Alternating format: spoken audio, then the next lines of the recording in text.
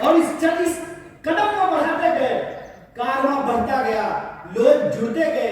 और आप तमाम जो कोल्हापुर के लोग हैं, आप जानते हैं कि 700 किलोमीटर यहां से चल करके हिंगोली में आप लोग भारत जोड़ो यात्रा का साक्षात जो है दर्शन किए हैं, उसमें शामिल हुए हैं। सच की एक ताकत होती है कि सच को आप नहीं छुपा सकते हैं। और सच ये है कि कांग्रेस पार्टी का मतलब, भारतीय राष्ट्रीय कांग्रेस का मतलब है सत्य। भारतीय राष्ट्रीय कांग्रेस का मतलब है साहस। भारतीय राष्ट्रीय कांग्रेस का मतलब है एकता। यह जो तीन चीज है, सत्य, साहस और एकता, ये हमारी पहचान है। झूठ, नफरत और विभाजन, ये उनकी पहचान है। इस बात को हमको समझना पड़ेगा। यह लड़ाई इस मुल्क में दो सोच की लड़ाई है। आपको तय करना है कि आप सच के साथ खड़े हैं कि झूठ के साथ खड़े हैं। बताइए, समता भूमि के तमाम नागरिकों से मैं ये सवाल पूछना चाहता हूं कि आप सत्य के साथ खड़े हैं? सत्य की आवाज थोड़ी और बुलंद होती है। सत्य के साथ खड़े हैं ना? अगर आप सत्य के साथ खड़े हैं तो यह जो नकली चाणक्य है ना, नकली चाणक्य को पहचानते नहीं? अरे वही फादर ऑफ जैसा, वो अपने आप को जो है चाणक्य कहते हैं। वो चाणक्य जो है ना, सूटकेस लेकर के घूमते रह जाएंगे।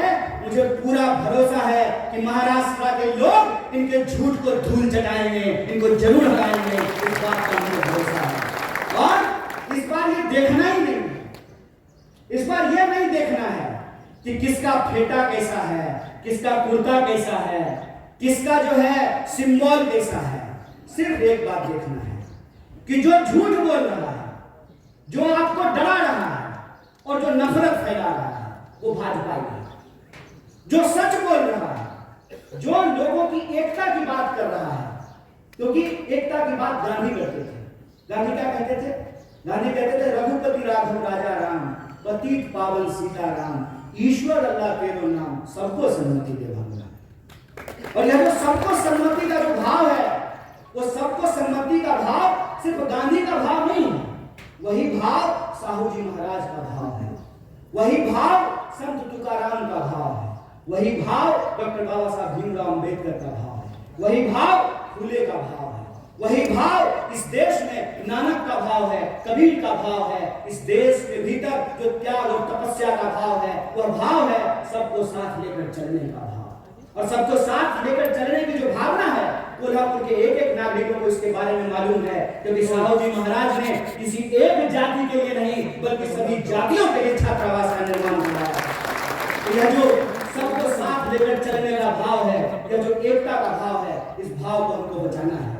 जो प्रेम का भाव है, उसको हमको बचाना है। जो सत्य के प्रति हमारी निष्ठा है, उसको हमको बचाना है। और यह हमको इसलिए बचाना है कि जो पुरखों ने मिट्टी हमारे हाथ में सौंपी है, जो पुरखों ने संविधान हमारे हाथ में सौंपा है, जो पुरखों ने जमहूरियत और लोकतंत्र हमारे हाथ में सौंपा है, इसको हमको अपने आने वाली पीढ़ी के लिए सुरक्षित रखना है। ताकि जब हम इस जमहूरियत को बचाएं, तो कल को जमहूरियत को का इतिहास पढ़ने वाले यह लोग समझ सकें, पढ़ सकें कि देश की आजादी तो 47 में मिल गई, लेकिन उस आजादी को बचाए रखने का आंदोलन भी कांग्रेस पार्टी, भारतीय राष्ट्रीय कांग्रेस के नेतृत्व में चलाया गया। इस आजादी को हमको बचाना है। और जनता के जो मूल सवाल है, उनकी कोशिश रहेगी कि वो इधर उधर की बात करेंगे। उनकी कोशिश रहेगी कि इतिहास का झूठ आपके सामने ला करके परोसेंगे। उनकी कोशिश रहेगी कि आपको डराने का कोशिश करेंगे। डर का मैसेज आता है, क्या आता है? डर का मैसेज आता होगा कि अब्दुल को 11 भाई बहन है। ये मैसेज आता नहीं आता है? कल को अगर मुसलमान ज्यादा हो गए तो यहाँ संविधान समाप्त हो जाएगा और शरिया कानून लागू हो जाएगा। ऐसा मैसेज व्हाट्सएप पे आता है नहीं आता है? आता है ना? ये डर क्यों फैलाया? ये डर इसलिए फैलाया जाता है ताकि आप ये ना सोच सकें कि अंबानी की एक दिन की आमदनी में 75 लाख मनरेगा मजदूरों को वेतन दिया जा सकता है। ताकि आप ये ना सोच सकें कि अदानी के सेल कंपनी में 20,000 करोड़ किस्तें हैं। ताकि आप ये ना सोच सकें कि देश का 99% ठेका एक परिवार को दिया जाता है। ताकि आप ये ना सोच सकें कि परिवारवाद इधर गलत है और परिवार बार उधर शहीद हो जाता है। अजीत दादा पवार जब महाविकास अघाड़ी में थे तो 75,000 करोड़ का घोटाला करने का आरोप प्रधानमंत्री ने लगाया। जो ही भाजपा में जाकर के शामिल हो गए तो इलेक्शन डिपार्टमेंट लगता है नींद की गोली लेकर के सो गया है, या हो सकता है अजीत दादा के घर का रास्ता भूल गया हो, उसको एड्रेस नहीं मालूम हो। ये जो खेल चल रहा है, इस खेल को हमको समझना पड़ेगा। वो हमको जाति और धर्म में उलझा करके हमारा वोट ले रहे हैं, और जब उनको गद्दी मिल रहे हैं तो अपने बच्चों को पढ़ने के लिए बिलात भेज रहे हैं और हमारे बच्चों को दंगाई बना रहे हैं। यह सवाल हमारे सामने गंभीर है और इस गंभीरता को हमको समझना पड़ेगा। और सब जो सद्भावना का संकल्प हमने राजीव जी को याद करते हुए खाई है, उस संकल्प को, उस कसम को हमको पूरा करना पड़ेगा। हम इंतजार नहीं करेंगे। अगर कोई इंसान किसी व्हाट्सएप ग्रुप में झूठ बोल रहा हो, उस झूठ का हमको मुकाबला करना पड़ेगा। किसी चाय की दुकान पे कोई नफरत फैला रहा हो, उस नफरत का हमको मुकाबला करना पड़ेगा। हमारे मोहल्ले में कोई अगर झगड़ा लगाने की कोशिश कर रही हो, उस झगड़े के खिलाफ हमको खड़ा होना पड़ेगा। किसी कमजोर के ऊपर कोई ताकतवर अगर अत्याचार कर रहा हो, तो उस अत्याचार के ऊपर हमको खड़ा होना पड़ेगा। अगर हम ऐसा करते हैं तो मुझे लगता है यही महात्मा गांधी की राह पर चलना है, यही डॉक्टर बाबा साहब भीमराव अम्बेडकर की राह पर चलना है। और अगर हम ऐसा करने में कामयाब होते हैं तभी हम राजीव गांधी को सच्ची श्रद्धांजलि दे पाएंगे। जब उनके द्वारा बनाए गए भारत का हम निर्माण कर सकें, उनके द्वारा जो भारत हमारे हाथ में सौंपी गई है उसका हम रक्षा कर सकें, और जो हमारी आने वाली पीढ़ी है उसको बेहतर भारत हम दे करके जा सकें, और हमारी आने वाली पीढ़ी कल को उन्हीं झगड़ों में नहीं उलझे जिन झगड़ों में हमारे पुरखे उलझे रहे हैं। हमको इस देश में दोबारा जात और धर्म का झगड़ा नहीं होने देना है, क्योंकि हमारे देश के संविधान की प्रस्तावना में यह लिखा हुआ है कि हम भारत के लोग हैं, और हम भारत के लोग हैं तो हम भारत के चाहे किसी भी हिस्से में रहे हो, इस मिट्टी से हमको प्यार है, और इस मिट्टी को हमको हर हाल में सुरक्षित रखना है, एकजुट रखना है, और अपने आने वाली पीढ़ी को एक बेहतर देश और एक बेहतर समाज दे करके जाना है। इसी संकल्प के साथ एक बार पुनः पूरे मंच को आभार व्यक्त करते हुए, और आप इतनी देर तक हमारी वाणी को सुने, हमारी बात को सुने, आपको आभार व्यक्त करके अपनी बात को खत्म करूंगा। शुक्रिया। इंकलाब जिंदाबाद। जय हिंद, जय महाराष्ट्र। जो दिन दहाड़े बिना किसी नाग लपेट के झूठ बोलते हैं, दूसरी तरफ हम तमाम लोगों को एकजुट होना पड़ेगा जो सच बोलते हैं। पहली लड़ाई है झूठ और सच की, दूसरी लड़ाई है डर और साहस की। बताइए, शहीद आजम भगत सिंह 23 साल की उम्र में हंसते हंसते फांसी के फंदे पे झूल गया। झूल गया कि नहीं झूल गया? बटुकेश्वर दत्त, सुखदेव, राजगुरु, चंद्रशेखर आजाद झूल गए कि नहीं झूल गए? और आप जान लीजिए, जितने क्रांतिकारी थे उनका केस अगर कोई लड़ता था तो उस वकील का नाम पंडित जवाहरलाल नेहरू था। इस बात को याद रखिए। ये झूठ बोलते हैं, ये झूठ बोलते हैं, हमारे इतिहास को तोड़ने और मरोड़ने की कोशिश करते हैं। तो जो क्रांतिकारियों की परंपरा है जो वीरता के साथ खड़ी होती है, तो एक तरफ अंग्रेजों से माफी मांगने वाले डरपोक लोग हैं, एक तरफ अंग्रेजों की चापलूसी करने वाले, जासूसी करने वाले डरपोक लोग हैं, दूसरी तरफ हम साहसी और बहादुर लोगों को इकट्ठा होना पड़ेगा। तो दूसरी लड़ाई है साहस और डर, और तीसरी लड़ाई है कि वो समाज को हमेशा बांटने का काम करते हैं। हमेशा कभी जात के नाम पे बांटेंगे, कभी धर्म के नाम पे बांटेंगे। जहां धर्म होगा वहां धर्म का झगड़ा लगाएंगे, जहां धर्म नहीं होगा वहां जात का झगड़ा लगाएंगे। आप मणिपुर का उदाहरण देख लीजिए, वहां आपस में लोगों को लड़ा रहे नहीं लड़ा रहे। आप हरियाणा का उदाहरण उठा करके देख लीजिए, वहां कैसे लोगों को लड़ाने की कोशिश की। आप उत्तर प्रदेश देख लीजिए, आप महाराष्ट्र देख लीजिए, तमाम राज्यों में ये राज्य के जो लोग उनको आपस में बांटते हैं। क्यों? क्योंकि अंग्रेजों से इन्होंने एक चालाकी सीखी है, फूट डालो राज करो। हमको यह बात समझनी पड़ेगी कि आज महाराष्ट्र के लोगों के आत्मसम्मान का सवाल है कि कोई बाहर से आकर के संत तुकाराम की धरती पर रहने वाले लोग, समता भूमि पे साहू महाराज की भूमि में जन्म लिए लोगों को यह बात समझनी पड़ेगी कि कोई बाहर से आकर के महाराष्ट्र के परिवार को आपस में विभाजित कर रहा है। महाराष्ट्र के लोगों को लड़ा रहा है। यह मामला शिवसेना, एनसीपी और कांग्रेस का नहीं है, यह मामला सच और झूठ का है और महाराष्ट्र के लोगों को सच के साथ खड़ा रहना पड़ेगा। अगर कोई गलत है तो वो गलत है, वो भाजपा में जाने से ठीक नहीं हो जाता है। ये पहले क्या करते हैं, ये पहले ईडी भेजते हैं, इलेक्शन डिपार्टमेंट पहले जाता है, नेता को डराता है। अगर नेता डर गया तो तुरंत उसको भाजपा का खेस पहना करके उसके सारे अपराध को माफ करके, जैसे मान लीजिए पीएन पाटिल साहब और बंटी जी यहाँ बैठे हुए हैं, इनके घर पे भी कोई आया था मेहमान, इनको डराया था, तो जब ही ईडी जाती है तो ये चिल्लाना शुरू कर देते हैं, चोर है, चोर है, चोर है। डर करके जिन्हीं अगर ये भाजपा में गए, साधु है, साधु है, साधु है, संत है, महात्मा है, अरे कमाल बात है भाई। ये आपकी आंख के सामने हो रहा है, इसीलिए मैं आपको कह रहा हूं 3-4 राज्य बहुत महत्वपूर्ण है। एक तो आप सब लोग यही महाराष्ट्र के, दूसरा जहां से मैं आता हूं बिहार, बंगाल और महाराष्ट्र जय शाह के पप्पा का धड़कन बढ़ा दिया है, ऊपर नीचे चल रहा है उनका ब्लड प्रेशर कि क्या होगा अगर यहां पे इनका झूठ का पर्दाफाश हुआ तो यह नकली चाणक्य का बैंड बजने वाला है। इसीलिए मैं आपको कह रहा हूं कि यह मामला महाविकास अघाड़ी का नहीं है, यह मामला महाराष्ट्र के आम लोगों के आत्मसम्मान का है कि आप किसी को चुन करके किसी पार्टी का प्रतिनिधि बना करके आप भेजते हैं अपना प्रतिनिधित्व करने के लिए विधानसभा या विधान परिषद या संसद में। उधर से उसका इलेक्शन डिपार्टमेंट आता है, 3-4 बार छापा मारता है। नेताजी अगर डर गए तो भाजपा ही हो लिए, अगर नहीं डरे तो कांग्रेस में रहे। तो आपको यह तय करना पड़ेगा कि इसका मुकाबला किसको करना है, इसका मुकाबला दल को करना है कि इसका मुकाबला देश को करना है, इसका फैसला आपको लेना है। और हमको लगता है कि ये बड़ी साजिश है।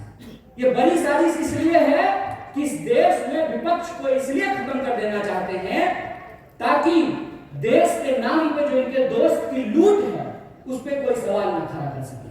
आप सब में से बहुत सारे लोग यहाँ जो बैठे हुए हैं, मुझे मालूम है कि आपको व्हाट्सएप पे मेरे लिए भी मैसेज आया होगा। जानते हैं हम लोग क्या बोलते हैं, टुकड़े टुकड़े गैंग। जब ये बोलते हैं तो खुद ये नहीं सोचते हैं कि ये अपने ही गृह मंत्री को निकम्मा बोल रहे हैं। बोलिए किसकी सरकार है देश में? भाजपा की। महाराष्ट्र में किसकी सरकार है? भाजपा की। क्या जी पुलिस वाले भैया सब ठीक है ना? है हिम्मत, है हिम्मत, करोगे कुछ?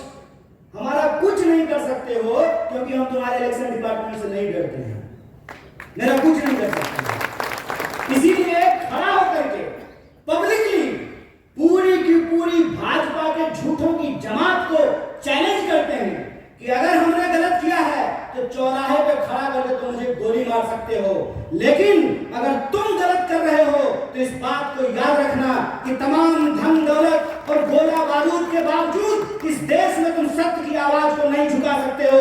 हम कसम खाते हैं, महाराष्ट्र का इस महान भूमि पे कसम खाते हैं कि कांग्रेस का एक एक कार्यकर्ता राजीव गांधी को याद करते हुए यह संकल्प लेता है कि इस देश में सद्भावना को हम बचा करके रखेंगे, तुम्हारी पूरी ताकत को परास्त करेंगे। इस बात को याद रखना है, हिम्मत लड़ा लोगे। याद रखना, जिस इंसान के पास विचार की ताकत होती है, जिस दल के पास विचार का इतिहास होता है, उस दल को तुम झुका नहीं सकते। जानते हैं मोदी जी सुबह सुबह 15 अगस्त को उठ करके तैयार होकर के बढ़िया सूट वूट पहन करके बाल वाल सेट करा लिए थे। बुढ़ापे में भी बाल का बहुत ध्यान देते हैं। और वहां गए और जाते ही झूठ बोलना शुरू कर दिया। ये क्यों बार बार परिवारवाद बोल करके कांग्रेस पे हमला करते हैं? इसकी क्या वजह है?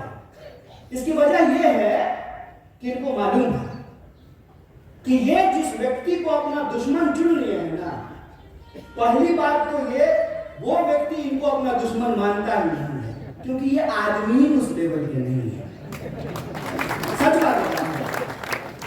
और दूसरा, इन्होंने सब कुछ कर लिया, खरीदने की कोशिश कर ली, डराने की कोशिश कर ली, सब कुछ करने के बाद ये इस नतीजे पर पहुंचे हैं, भाई ये इंदिरा गांधी का पोता है,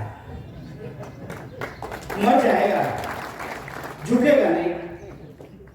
जिस परिवार ने इस देश की एकता और अखंडता के लिए दो प्रधानमंत्री की जान गंवाई हो, उसको टुकड़े टुकड़े गैंग बोलते हो। अरे जब बोलते हो ना, तो शर्म से तुम्हारा जुबान कट जाना चाहिए अपने आप। अगर शर्म होती ना, तो यह बोलने की हिम्मत नहीं करते। नेहरू के बारे में व्हाट्सएप मैसेज फैलाते हो कि नेहरू ने इस देश को बर्बाद कर दिया। अगर नेहरू नहीं होते ना, एक इंसान को एक इंसान के वोट का अधिकार नहीं मिला होता ना, तो आपको लगता है मोदी जिस गर्व से कहते हैं कि मेरी माँ बर्तन मांजती थी, तो बर्तन मांजने वाले का बेटा देश का प्रधानमंत्री बन पाता? संभव था ये? अगर कांग्रेस 70 साल तक इस देश की जमहूरियत को बचा करके नहीं रखती, तो जैसा का बाप परिवार होने के बाद देश का गृह मंत्री बन पाता। क्या कर रहे हो? ये सच्चाई आज न कल इंसान के सामने आएगी, क्योंकि सच और झूठ में एक फर्क होता है। झूठ को चाहे आप कितनी बार भी बोल लीजिए, लेकिन वो सच को नहीं दबा सकता है। और सच की ताकत यह होती है कि आप उसको जितना दबाने की कोशिश कीजिएगा, अपने आप उठ करके वो सामने खड़ा हो जाता है। और आप देखिए कि जब राहुल जी कन्याकुमारी से भारत जोड़ो का संकल्प लेकर के चलना शुरू किए, तो भाजपा के नेताओं की धड़कन बढ़ने लगी और कहना शुरू करते हैं कि अरे भाई मान गए, ये आदमी तो पप्पू नहीं है। खुद ही बोलना शुरू कर दिए। क्यों? क्योंकि इन्होंने हजारों करोड़ खर्च किया उस इंसान को बदनाम करने के लिए। हजारों करोड़ खर्च किया उस इंसान को पप्पू साबित करने में, और उसने कुछ नहीं किया।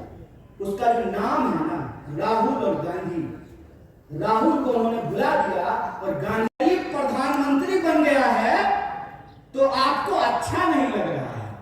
नहीं, बहुत अच्छा लग रहा है। बस हम ये चाहते हैं कि जैसे आप गरीब हैं ना, वैसा ही गरीब इस देश का हर कोई बन जाए।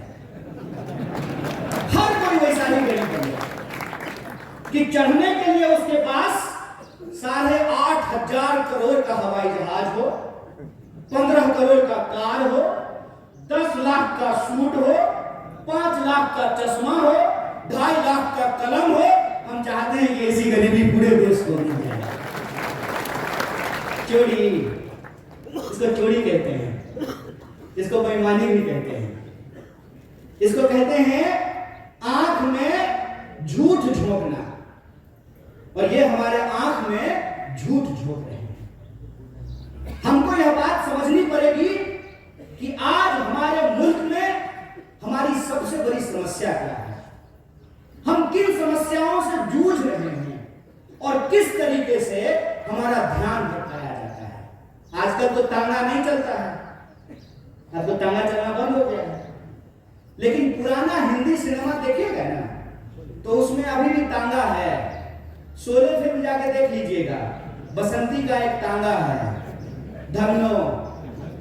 तो धन्नो के आंख पे एक चश्मा होता है, ताकि धन्नो इधर उधर ना देखे, धन्नो सीधा चले, चाबुक खाए और दौड़े।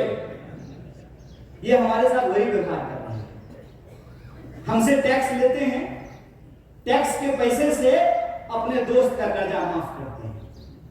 हम खून पसीने की कमाई राष्ट्रीय बैंकों में जमा करते हैं।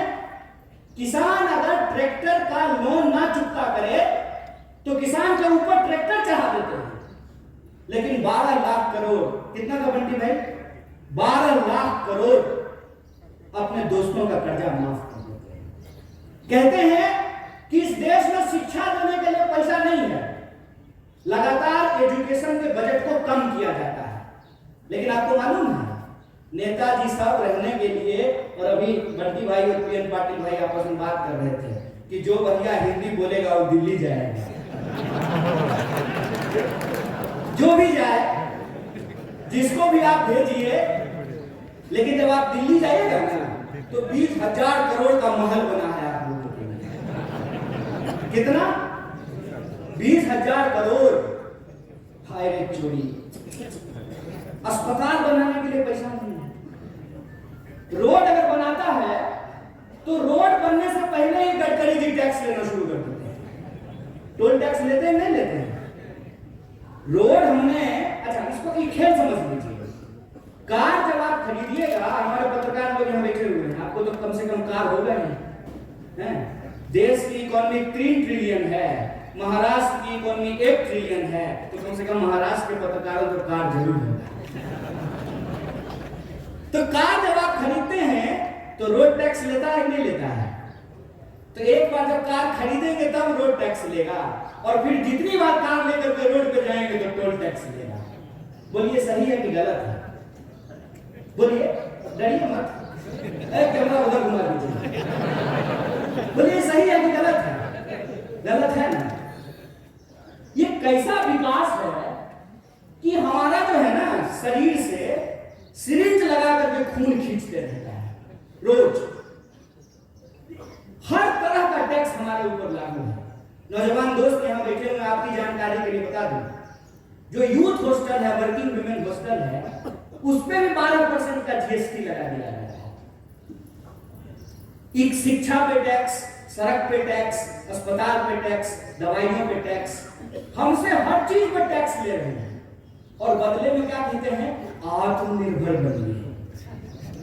वाह, कितना सुंदर शब्द है, आत्मनिर्भर बनिए। तो एक बात हमको बता दीजिए, सोच के बता दीजिए, जरूरी नहीं है कि हमारी बात मान लीजिए, लेकिन सोचिए जरूर। आजाद भारत के आजाद नागरिक हैं आप, आपका हक है कि आप सोचें, और उसमें भी आप महाराष्ट्र के हैं। आप आज सोचेंगे, भारत उसको कल सोचेगा, इसलिए आपको जरूर सोचना चाहिए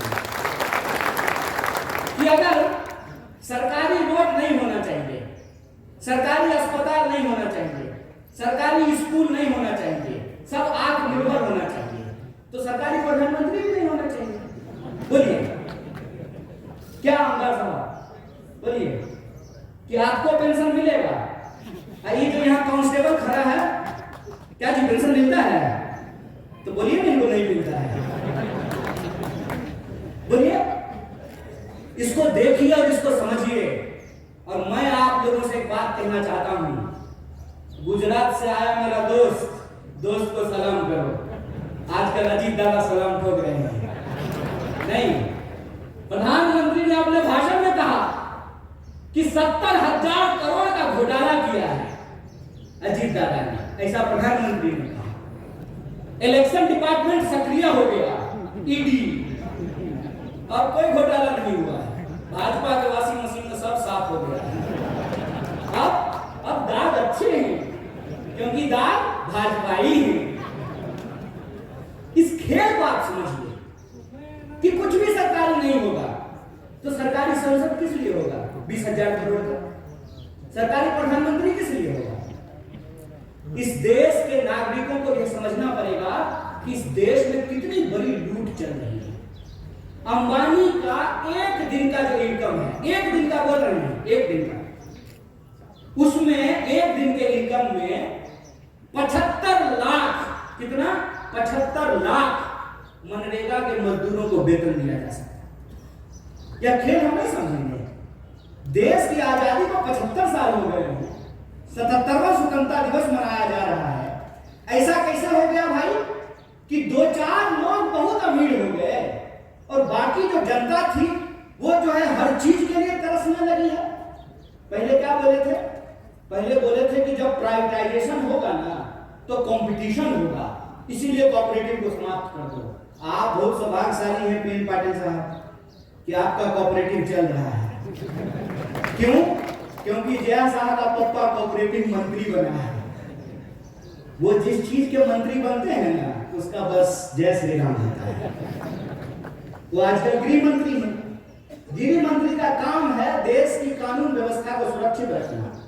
मणिपुर में कानून व्यवस्था सुरक्षित था, आप लोगों ने देखा कि नहीं देखा? पुलिस थानों पे हमले हुए, हथियार लूट लिए गए, गोली लूट लिया गया, महिलाओं को निर्वस्त्र करके घुमाया गया। क्यों? क्योंकि गृह मंत्री जी अपनी ड्यूटी पे लगे हुए थे।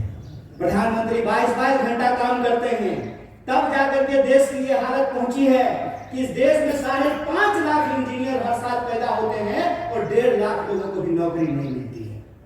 इसीलिए मैं जो बोलता हूं तथ्य और प्रमाण के साथ बोलता हूं। मैं आपके सामने बोल रहा हूं, प्रधानमंत्री जी ने कहा कि 2022 तक सबको पक्का मकान मिल जाएगा। मिल गया कि नहीं मिल गया? नहीं मिला। मतलब प्रधानमंत्री झूठ बोल रहे हैं क्या? या तो आप लोग झूठ बोल रहे हैं या प्रधानमंत्री झूठ बोल रहे हैं? कौन झूठ बोल रहा है? प्रधानमंत्री झूठ बोल रहा है। तो हम बोल सकते हैं कि भारत का प्रधानमंत्री झूठा है। बोलिए, नंगा को नंगा कहेंगे कि नहीं कहेंगे? झूठा को झूठा कहेंगे कि नहीं कहेंगे? और हम कहेंगे जो झूठ बोलेगा उसको झूठा। और तुम्हारे इलेक्शन डिपार्टमेंट में कितना दम है वो हम देखे हैं। जब आ रहे थे ना कोल्हापुर सिटी से मसाल के पीछे पीछे, तो कोल्हापुर का जेल देखते हुए आए। जगह है कितनी जेल में तेरे देख लिया है, देखेंगे, देखे हुए। बोलेंगे झूठ, झूठा हो तुमने झूठ बोला है इस देश की जनता से। तुमने झूठ बोला कि हम इस देश के एक एक इंसान के खाते में 15 लाख रुपया पहुंचाएंगे। तुमने झूठ बोला कि हर साल 2 करोड़ नौकरी पैदा की जाएगी। तुमने झूठ बोला कि किसानों की आमदनी दोगुनी की जाएगी। तुमने झूठ बोला कि 2022 तक सबको पक्का मकान मिल जाएगा। तुमने झूठ बोला कि महंगाई को कम करेंगे। तुमने झूठ बोला कि महिलाओं के ऊपर अत्याचार को कम करेंगे। तुम इस देश की जनता से झूठ बोल रहे हो और तुम्हारी ताकत है झूठ बोलना। तो याद रखना कि तुम अगर झूठ के रास्ते पर चल सकते हो, फिर से इस देश को गुलाम बनाने की साजिश रच सकते हो। जिन अंग्रेजों की चापलूसी करते थे, आज उन्हीं दोस्तों के साथ खड़ा होकर के अगर उस देश में तुम कंपनी राज लाना चाहते हो, तो तुमको बता देना चाहते हैं कि हम भी महात्मा गांधी के राह पे चलने वाले लोग हैं। तुम्हारे झूठ का मुकाबला सबसे करेंगे और तुम्हारे झूठ को हराएंगे। यह लड़ाई, ये उस आजादी के आंदोलन का इतिहास है कि आज हम आजाद देश में सांस ले पा रहे हैं। लेकिन कैसे ये आजादी हमसे छीनी जा रही है, इस बात को हमको समझना पड़ेगा। कैसे नए तकनीक का, इंटरनेट का और सोशल मीडिया का सहारा लेकर के झूठ परोसा जा रहा है और सत्य को झुठलाने की कोशिश की जा रही है, इस बात को हमको समझना पड़ेगा। ये इतिहास नहीं बना सकते हैं। आपको मालूम है, देश के जो पंत प्रधान हैं, जिनको हिंदी में हम लोग प्रधानमंत्री कहते हैं, वो इतिहास में फेल हो गए थे। मैं मजाक नहीं कर रहा हूं, मैं झूठ नहीं बोलता हूं, क्योंकि मैं भाजपा में नहीं हूं, मैं सच बोल रहा हूं। वो इतिहास में फेल हो गए थे। और डॉक्टर बाबा साहब भीमराव अंबेडकर ने एक बड़ी मजेदार बात कही है। उन्होंने कहा है कि जो पीढ़ी अपना इतिहास भुला देती है, इतिहास भी उसको भुला देता है। इसीलिए ये इतिहास जब बना नहीं सकते हैं, तो इतिहास को मिटाने की कोशिश कर रहे हैं। जो अपना मकान बना नहीं सकते, दूसरे की मकान पे अपना नाम लिख करके कहते हैं कि हमने इतिहास बनाया है। अरे साहब, आपने तो इंसान को इंसान नहीं बनाया है, आप इतिहास क्या बनाएंगे? झूठ के सहारे ये इमारत खड़ी करने की कोशिश कर रहे हैं। झूठ का सहारा लेकर के इतिहास को पलटने की कोशिश कर रहे हैं। क्यों? क्योंकि इनका इतिहास खराब है। क्योंकि इनका इतिहास इस देश के साथ गद्दारी करने का इतिहास है। इनका इतिहास इस देश के लोग जब अंग्रेजों के खिलाफ लड़ रहे थे, तो उनके साथ चाय पर बैठ करके चर्चा करने का इतिहास है। इनका इतिहास अंग्रेजों की जासूसी करने का इतिहास है। मैं जितने संतों का नाम ले रहा हूं, जितने वीरों का नाम ले रहा हूं, जितनी वीरांगनाओं का नाम ले रहा हूं, बताइए एक का भी संबंध भारतीय जनता पार्टी से है क्या? लेकिन हमको गर्व है कि हम जितने भी लोगों का नाम ले रहे हैं, प्रत्यक्ष या परोक्ष रूप से उनका संबंध भारतीय राष्ट्रीय कांग्रेस से है। इसीलिए आप तमाम लोग जो यहां मौजूद हैं, सबसे पहले आपको गौरवान्वित महसूस होना चाहिए कि आप उस पार्टी का हिस्सा हुए हैं जिस पार्टी ने इस देश को आजादी दिलाई है। उस पार्टी के आप सदस्य हैं जिसने इस देश में बराबरी के सिद्धांत को लागू किया है। बोलिए, इस देश में महिलाओं ने कोई आंदोलन किया था क्या? समान वोट के अधिकार का कोई आंदोलन नहीं किया था ना। समान वोट का अधिकार मिला कि नहीं मिला? लोग जो हेलीकॉप्टर से उड़ते हैं उनका भी वोट एक, और जो साइकिल पे चलता भी उसका भी वोट एक है कि नहीं है? अगर वोट का अधिकार नहीं होता तो आपको लगता है कि 5 साल में चुनाव के बाद हेलीकॉप्टर लेकर के कोल्हापुर सिटी की गलियों में नेताजी हाथ जोड़ करके आपके सामने खड़े होते? बिल्कुल नहीं खड़े होते। तो जो अधिकार हमको मिला है वो अधिकार हमसे छीना क्यों जा रहा है? छीना इसलिए जा रहा है कि पहचान के नाम पर, जात और धर्म के नाम पर ये आज की तारीख में हमको जो अधिकार दिए गए हैं उसको एक एक करके छीन रहे हैं। कैसे छीन रहे हैं?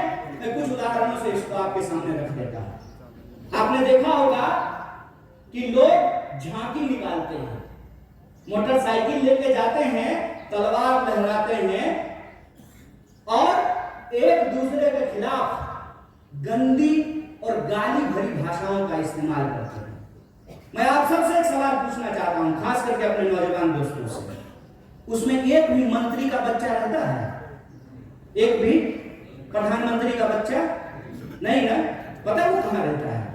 वो ऑक्सफोर्ड में रहता है, वो कैम्ब्रिज में रहता है, वो लंदन में रहता है, वो न्यूयॉर्क में रहता है। लेकिन हमारे जो कामगार के बच्चे हैं, जो शेतकरियों के बच्चे हैं, जो साधारण नौकरी करने वालों के बच्चे हैं, उनके हाथ में तलवार थमा करके ये उनको दंगाई बना रहा है और अपनी राजनीति की रोटी सेक रहा है। अरे इतना खतरा हो गया है धर्म पर, तो तुम अपने बच्चे को भेजने के लिए, पढ़ने के लिए बाहर क्यों भेज रहे हो? उसको बोलो आकर के हमारे साथ धर्म बचाए, आए हमारे साथ रैली निकाले, झांकी निकाले। चलाकी कर रहे हो, हैं? मोबाइल हमारा, रिचार्ज हमारा, टीवी हमारा, रिचार्ज हमारा, अब कहानी अपना कर रहे हो। इस बेईमानी को आप समझिए। धर्म अगर बचाना जरूरी है तो खाली हम क्यों बचाएंगे? स्मृति ईरानी की बेटी गोवा में रेस्टोरेंट खोलेगी नहीं, हम लोग मोटरसाइकिल लेकर के अपना तेल भरवा करके जय श्री राम। अरे राम जी जिंदाबाद है, जय जय है श्री राम का। कल भी था, आज भी है, आगे भी रहेगा। ये नया फैशन कैसे शुरू हुआ है? ये खेला क्या है? इस खेला को हमको समझना पड़ेगा।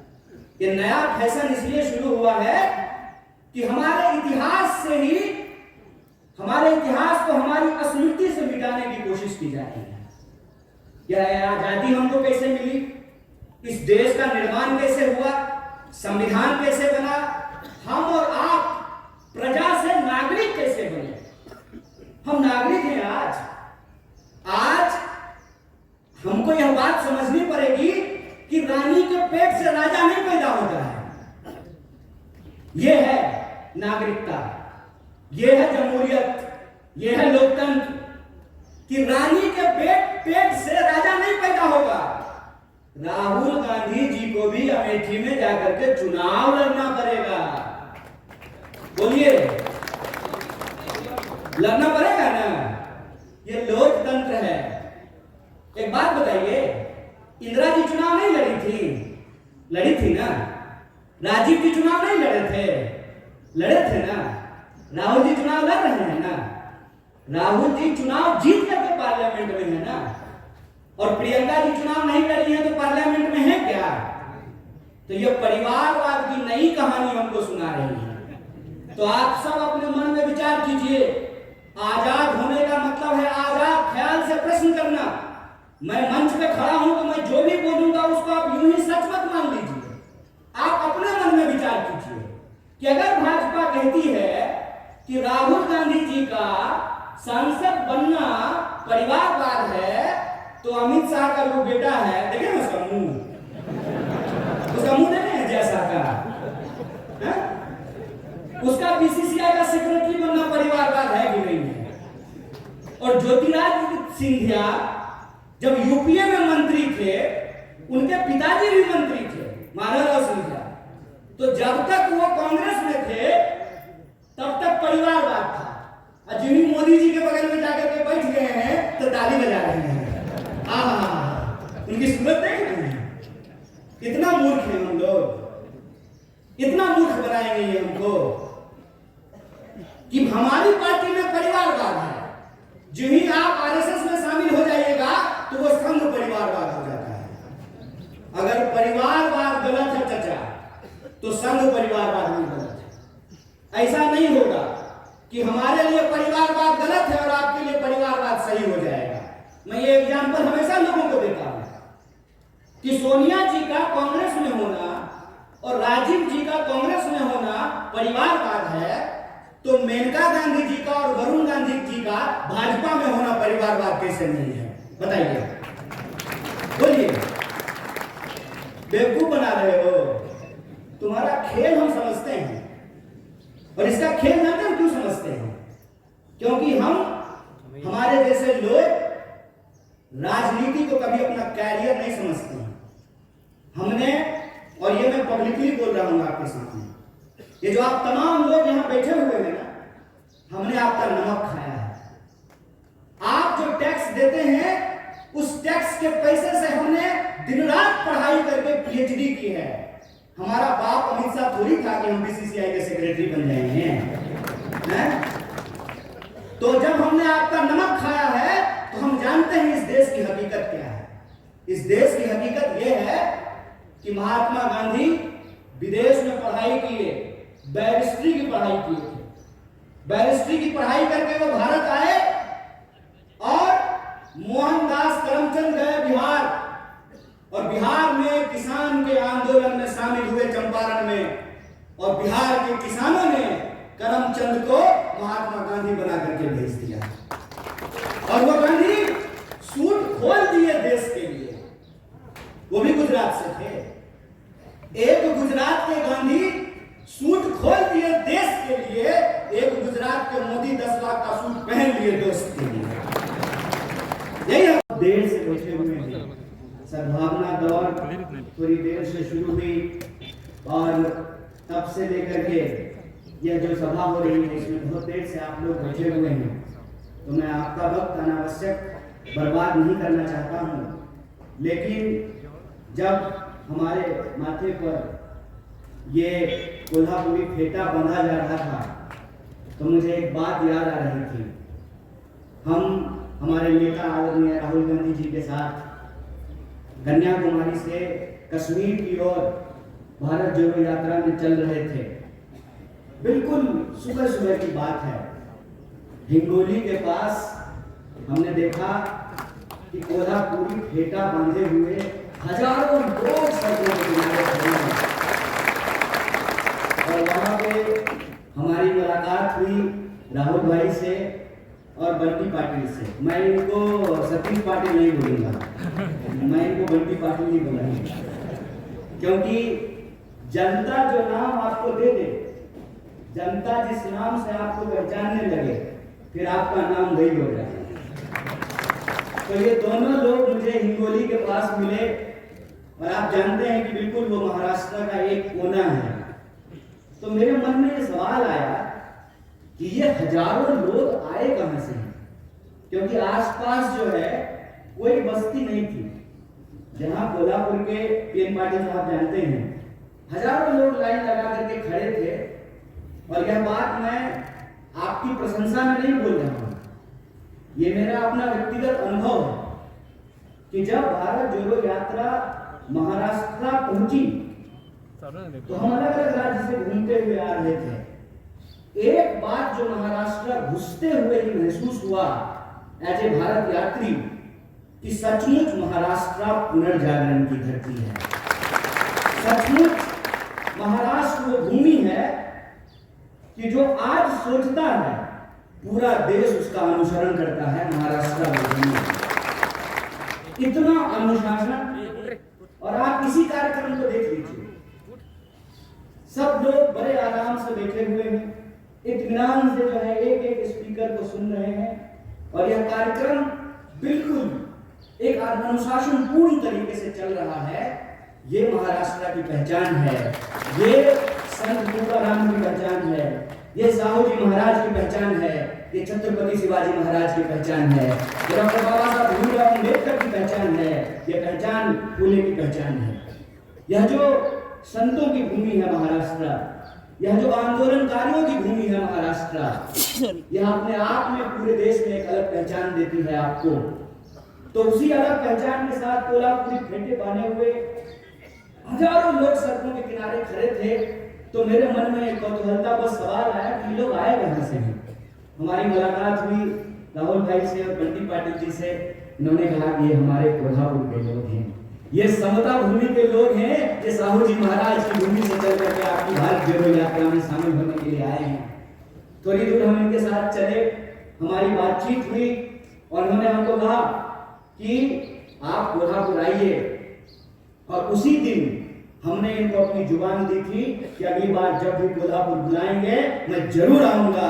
तो ये सब तमाम लोग जो मंच पर बैठे हुए हैं, पीएन पाटिल साहब, बंटी पाटिल साहब, बाला साहब शिवाकर जी, उल्लास पवार जी, ऋतुराज पाटिल जी हमारे आमदार हैं, राजू अवानी जी, बीबी पाटिल जी, जयंत असगांवकर जी, राहुल पाटिल जी और राजेश पाटिल जी और आप तमाम जो लोग इस कार्यक्रम को कवर कर रहे हैं, हमारे मीडिया के साथी जो सुरक्षा प्रदान कर रहे हैं, हमारे पुलिसकर्मी और एक एक व्यक्ति जो इस कार्यक्रम का हिस्सा है, जो सद्भावना दौड़ में शामिल हुए हैं, जो शेतकरी मेले में शामिल हुए हैं, आप तमाम लोगों को दिल की गहराइयों से आभार प्रस्तुत करता हूं, आपको धन्यवाद देता हूं कि आप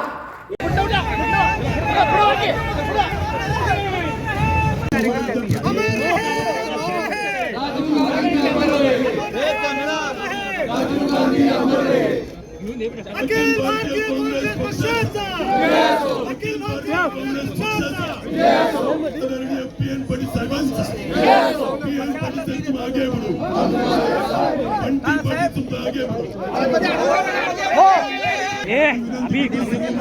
अभी खाली कर फोन माझा फोन बस घ्या घ्या घ्या साहेब एक मिनिट साहेब